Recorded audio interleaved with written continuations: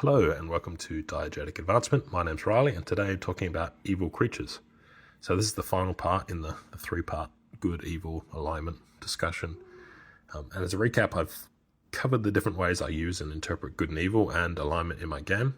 And the useful parts of that are good and evil are simply game terms to define sides, with the player characters, humanity or the majority society being good, fighting against evil. Alignment is completely separate from this conceptually. However, in its extremes, both law, or in my game order, and chaos might be or are evil, i.e. the enemies of humanity or balance. Before I start, I have a recent personal anecdote which I hope makes it clear why I think this is even necessary to talk about and why I do things this way. I was running a game at a convention and the players kicked open a door and were met by a small group of eel men who didn't speak common and were presenting hostility. They're barring the passage with spears and unknowingly moving around to ambush them. The players, with their miraculous ability to stop time, began to discuss what they should do, and a player reasonably asked, "Are we okay to kill them?" And I needed a way to say yes. This is a game where killing is perfectly acceptable after all, and so I said they were chaotic. However, as previously discussed, chaotic doesn't necessarily mean the evil or even the bad guys.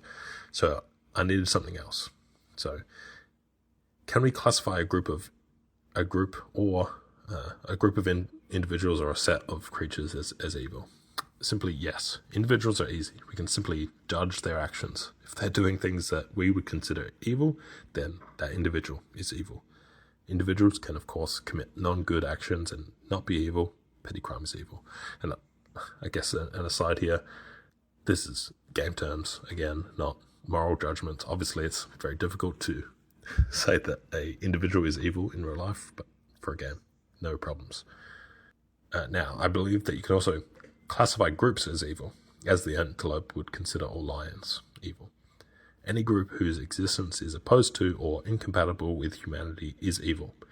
However, there is a problem with using evil all the time. One, there's unintended baggage with the term, and two, it's not always accurate. So I would simply refer to the enemy group as monsters instead of evil or chaotic, unless those terms actually apply. What and how you deal with these groups isn't black and white, of course. You needn't mercilessly kill all monsters or evil creatures. The whole range of possibilities with how you deal with challenges in a tabletop role-playing game are open to you.